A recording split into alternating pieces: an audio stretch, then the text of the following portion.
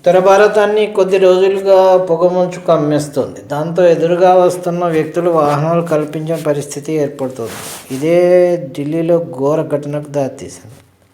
Road ప్రమాదానికి గురైన వ్యక్తిని గుర్తించిన వాహనాలు వేగంగా వెళ్లడంతో ఆ మనిషి శరీరం ఛిద్రమైంది. శరీర భాగాలన్నీ రహదారిపై చిందరవందరగా పడిపోయాయి. దాంతో ఆ వ్యక్తి ఎవరో గుర్తుపట్టలేని పరిస్థితి నెలకొంది. దేశ రాజధానిలో NH9 సమీపంలో ఉదయం పారిశుధ్య కార్మికులు రహదారులను శుభ్రం చేస్తుండగా చెల్లాచెదురుగా పడి ఉన్న శరీర భాగాలను గుర్తించారు. సమాచారం అందుకున్న పోలీసులు ఘటనా స్థలికి చేరుకొని వాటిని స్వాధీనం చేసుకున్నారు.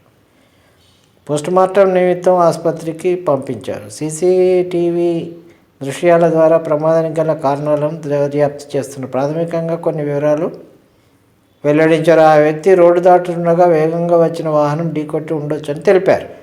ఆ తర్వాత వరుసగా వాహనాలు వెళ్ళడంతో ఈ ఘోరం జరిగి ఉండొచ్చని అంచనా వేశారు. రోడ్డు మీద కుక్క చావ తెచ్చిండు అంటారు చూసారు, అది జరిగింది ఇప్పుడు ఘోరం.